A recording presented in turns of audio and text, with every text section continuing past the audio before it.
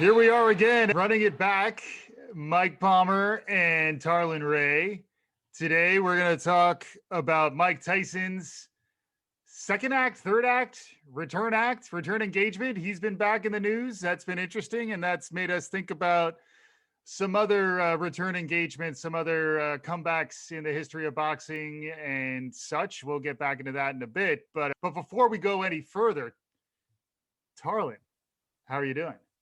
I'm just excited you answered my text. I've been texting you. It's been a couple weeks since we've been able to get back on. Right. And it took for Nate Robinson to get knocked out for you to be like, I see that's the undercard. Yeah. Let's see what Tyson and Roy Jones Jr. are doing. Let's I talk like about that. it when something occupies the national, maybe even global consciousness, and Nate Robinson getting floored as a warm-up, as an appetizer for Mike Tyson and Roy Jones Jr. Yeah. Head-to-head, 8 exhibition rounds of 50-year-olds. What is that, a pentagenarian? Couple of pentagenarians. We haven't done a boxing show. We're not just about basketball. We've established that in the past. We are going to talk about basketball again soon, but we're taking a little break. And during that break from basketball, Mike Tyson comes back and boxes again for the first time in a long time. And that made us think about his earlier career, him coming back now, and then thinking about a boxer who had an early ascendance as a heavyweight boxer who then disappeared and then came back again. It made us think about George Foreman, and we wanted to run back, think about George Foreman's history, any lessons learned around George Foreman and his experience originally in the 70s, coming back again in the 90s for his second act. Mike Tyson, really an 80s guy, coming back now in the 2020s. Probably not the same way, but stuff to think about. And yeah, I think it fits, right? This is what we're talking about on Running It Back. We want to talk about sports, learn some lessons from sports, make some connections to what happened in the past to the present. And it's a little zeitgeisty, a little bit of the moment, because Mike Tyson, for charity, did an exhibition bout. Thoughts? You say Mike Tyson, you think black trunks, black shoes, no socks. I still remember the one fight with Peter McNeely. And Peter got on and said, "I'm Peter McNeely from Medfield, Mass. Friday night, I'm going to kick Tyson's ass." That didn't happen. Yeah. And those are the memories you have. It was must-see TV. Yeah. Pay-per-view. Never taped it. Pay-per-view. You were going to watch Tyson. You would go over to a friend's house. Like, of course, people are chipping in together. It was like maybe have an adult beverage. Was it $49.95? Something maybe like that. Maybe bootleg it. I don't think. Yeah, maybe $29.95. Maybe you borrow somebody's hookup. Maybe you got somebody with a little box. Maybe they had the box that unlocked everything. That kind of thing. That was the 80s. That might have happened. But youngest heavyweight champ ever. And so, what's interesting, when you run it back, you think about Tyson today. A lot of people think of Tyson in a very different way. It's probably the first time they've seen him box.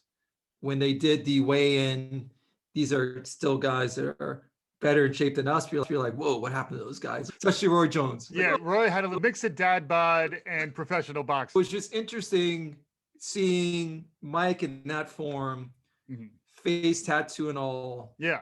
And then trying to cycle back to the guy who was a monster in the ring. Yeah. Who was shocked when the fights go down. It was the biggest shock in the world, losing Buster Douglas. Yeah. I remember him trying to eat Vander Holyfield's ear. Right, exactly. So you're trying to jive with who Mike Tyson is today and then how people think about him. And that's why I thought it was great to say, is there a similarity to George Foreman's second act and how people remember who he is? Yeah. Because Mike had a troubled background. Yeah. Was convicted of rape, went to jail. Yeah. So there's a lot of things in his past. So to now understand the why and why he's doing exhibition, it's fascinating. Yeah.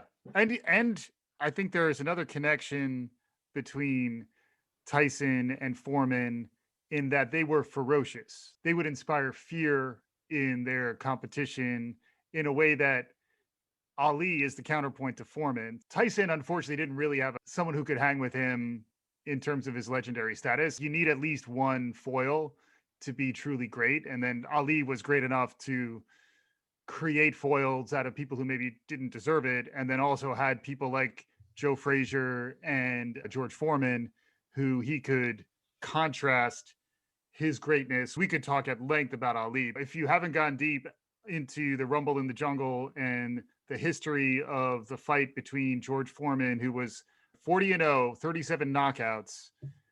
They fought in Zaire, Africa. Don King promoted the experience. It was a total experience. They lived in Africa. It was when Pan-Africanism was a big thing in the 70s. This was right at the heart of all that. And George Foreman played a pretty significant role there.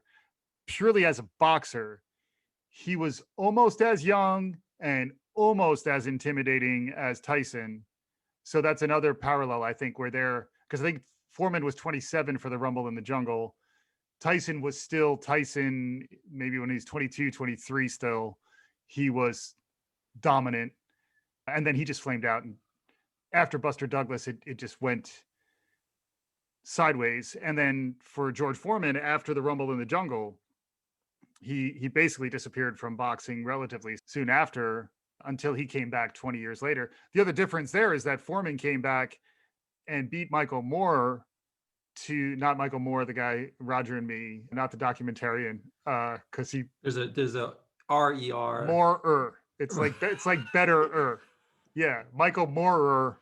And Foreman came back when he was 38 and was briefly, he had a cup of coffee as heavyweight champion, but then used the exposure and the redemption story of that comeback to promote himself as your avuncular Uncle George, the guy who named his 5 sons George, the ex-preacher, or maybe part-time preacher. By this point, full time. But by this point, he was looking to also become a businessman, and he launched the George Foreman Grills. He was an infomercial regular in the heyday of 1990s infomercials. There's some interesting redemption story components. And then you take it back to the Rumble in the Jungle, and that in some ways was Muhammad Ali's redemption story, where he had lost his title famously for his objections to serve in the Vietnam War, then began to launch his comeback, had some classic fights, but did not have the championship at the time, had lost a few times. And I think he was 32 at the time of the Rumble in the Jungle. It's also Ali's story of redemption. So I think there's a lot to think about. Everybody loves a redemption story. We teased our Tiger Woods shows, which will come, but a Tiger redemption story, part of his career, I think really makes him more the stuff of legends. Can we tease a Tiger show? Yeah. Hoping that after he went -4 in the Masters, he'd hang on, which he didn't. Yeah. Now the thing that's interesting was he's playing with his son, the father-son tourney, and they show clips of him and Charlie. And Charlie is Tiger, the swagger, the twirl of the club. So that will come. Yeah. What's interesting, and we'll go to Tyson, I feel like there are moments in both of their lives. Foreman, as you said, I think retires around the 77, 78, comes back in 87, 88, and just starts fighting. There's sometimes he's fighting 9 times a year, which is unheard of. Right. Because as he said, he's broke. He needs money. This is the main way he could find to make a living. And he starts racking up, wins again.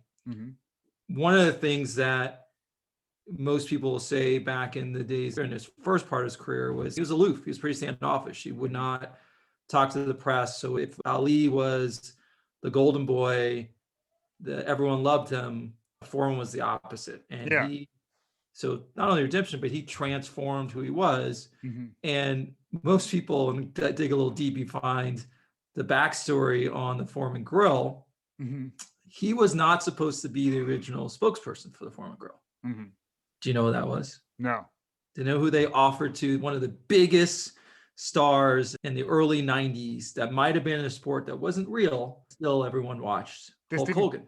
Oh, really? Hulk Hogan had a choice. Do you want to do a grill?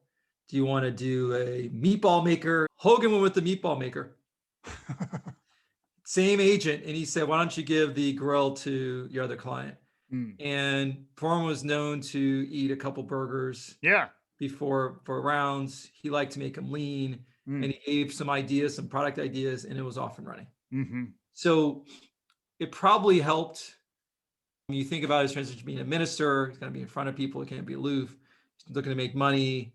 It's a connection in his life, and he liked being that spokesperson. It created, while he was still building up to winning his championship, it started to create a real following and an interest in his fights. Yeah. And it's a platform he didn't have, and it's almost like it's interesting how he transitioned into almost being an Ali-like character in his second act. But that moment, I could have just fought. I think that moment, Hulk Hogan, thank you, sort of helped spawn Foreman. He would have done other things. Well, we all might have thought differently about meatballs too. Who knows? Tyson, you read some stories about Tyson, because Foreman was fighting when Tyson was killing folks. Yeah. And they thought it was going to come to a moment where Foreman and Tyson were ready to fight. And neither one actually wanted to fight each other. Right. They're like, both, you read different transcripts. I'm not, that dude's a monster. Yeah. I'm not getting hit by him. So it's interesting, two huge punchers not wanting to fight each other. Yeah. When you think about Tyson, and there are a lot of things that have happened in Tyson's life. He really became a sideshow after several of his losses. Yeah. He had some, I don't know if it's bipolar disorder, some other things that were going on. Mm-hmm. But the moment, so he got the face tattoo. Yeah. And I feel like his moment in to put himself into sort of pop culture and being relevant beyond boxing was the movie Hangover. Hangover, yeah. When the guys are trying to take care of Mike Tyson's tiger. Yeah. And everything about that was ridiculous. Yeah. But everything about that sort of made sense for Tyson. It's allowed him to laugh at himself. Yeah. To cement himself in people's minds that had never knew the black shorts, black shoes, no socks. And that then allowed him to transition into a Vegas show. Well, the celebrity roast. He was brilliant. He's probably a first ballot Hall of Fame celebrity roaster. Because also, like, your point is, he is fine being the butt of the joke. He's very self-effacing now. He always was. Even like when he would be interviewed, his voice and his demeanor was very like shy and almost. Yeah, exactly. And he became a subject of jokes because it was kind of funny. But obviously, he was a sensitive guy. We talked about Iverson. Like, I think there's an element of sensitivity that we talked about in Iverson that I do definitely see in the young Tyson, and still to this day. And then to your point, if you look at the Rumble in the Jungle, or you look at When We Were Kings, which is the documentary about the Rumble in the Jungle that is just phenomenal if you haven't seen it, you do see the sensitivity of Foreman when Ali and his camp were psychologically abusive in like an unprecedented way. No one has done that. Also, not to mention Joe Frazier, gone to rest in peace, gone too soon, but what he had to suffer through. Just imagine had Ali been, I'm sorry, I'm going to bring a little NBA in because that's what I do, but imagine had he been an NBA player, the kind of torment if he was all-time shit trash. Oh my God. So anyway, I just think there's a lot to be said, and they're both still around. They're both exploring new media. So come back at us, George and Mike. If you want to do a follow-up episode of Running It Back, we'd be happy to talk to the both of you. You can at least spar with your words. But one of the things we talked about the pre-show is, why do these guys keep fighting? Mm-hmm. Or why do athletes hang on? And my dad, who doesn't listen to the show, my mom does. I was gonna say friend of the show. Yeah, China. He's cordial. Friend adjacent, trying to work his way in, waiting for the invite. Play it over the holidays and force him to listen. He hates those athletes that hang on for too long. Mm-hmm. And it's not only interesting to draw a parallel between Foreman and the grill and what Tyson's doing broadly beyond his boxing career, but his reasons is very different. Foreman fought again because this is a way to make a living. Tyson's fighting because he feels like this is a way he can get back to society. He's called himself a missionary. He's called himself a missionary. Yeah. And it may seem like a grandiose statement, but people will show up, people will Yeah. watch. Mhm. He's not one of those athletes where you tune out. You're willing to listen. Must see, must listen. Yeah. Thoughtful. So it is interesting. And as he said, he's putting his life at risk. Sure. No one really cares if he gets hurt. You love to dive into the psyche of ex-athletes to figure out why they hold on. Yeah. And Brady holding on too long. Mhm. It's Tiger holding on too long. Yeah. It's also, as someone getting on a little bit in years, I can count relatively high if I think about how many times I've been around the sun. There is, as an aging athlete of any stripe, you think about what could I still do at this age? And boxing, heavyweight boxing, if you have the build and the training, is something you can stick around longer at. And to your point, you are putting your life at risk. Golf, another one, it's easy to stick around too long, although they have a senior circuit. Some of these other sports, like track and field, if you're a sprinter and you're 30, you're not a sprinter anymore. You're a guy who's really, or you're doping. Yeah. Also, there's a really interesting short video that Tyson put together about this return, this comeback. And he concludes talking about, to your point, the fact that he's a missionary, but also that when he was younger, when he first really knew he was in the right place was when he was 13 years old and getting beat up at the gym. When he was feeling the rush of being in this hand-to-hand combat was when he felt truly at home. And that's where I think there is probably almost like a neurochemical aspect to it, where when you're back in a context that's pretty similar to where you were truly great, I think it does bring some of that euphoria and some of that feeling back to you. And then it also allows you to still use that narrative to talk about yourself. For like I was mentioning to you, the fact that I'm trying to average 10,000 steps is my quasi athletic thing, but I'm just walking a few miles. In my 20s, I'd be like, what are you talking about? But now at this point in my life, I'm like, that's pretty darn good. I'm pretty impressed with myself. I mean, just to quote Jalen Rose, hopefully friend of the show at some point, but Father Time is undefeated. And that's not necessarily his, but he popularized that quote. Yeah, it's true. And I think we're all trying to figure out how to fight against the fading of the light. And if you're a boxer, it's also a manhood thing. Like, you can prove your mettle in a very fundamental way. And I think if you've ever been the greatest, you probably have a hard time letting that go at your own perils. It's all true. I'd say thank you to Tyson. Yeah. Bring out some more folks that we like to see that might have been great in the day. Even bring back Evander and tell him to wear some earmuffs and you can fight it out again. And also the fact that it was called a draw is questionable. Yeah, it's totally questionable. Tyson won it. Tyson also, won it. The celebrity star is Snoop Dogg too. His commentary also, Snoop, hit us up. Welcome to Run It Back. What it was like calling the fight. But we were in a new era, I think, by virtue of this launch. Curious to see, maybe there's some food product tie-in. We could brainstorm a little bit. Hit us up at Running It Back FM on Twitter. We'd love to hear your ideas about where this may go. But any final thoughts, final lessons learned as we wrap up? No, I would say, as I was saying, thank you to Tyson for continuing to entertain us and finding your way back to your true passion. I'll always thank George. I think I've had my Foreman grill for 10 years. That thing is indestructible. Yeah. And I appreciate your push to make sure that we're showing our range. Yeah.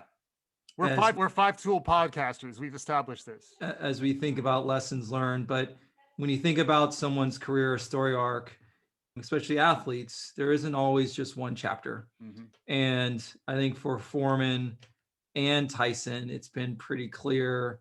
They've weaved and bobbed and taken different paths, but it's been so fascinating to see the chapters. And all of it, sometimes it's just by showing up and saying they'll do something, AKA, all right, you're going to take the meatball maker. I'll do that grill. And Tyson saying, I'll be in a movie with the pet tiger. Yeah.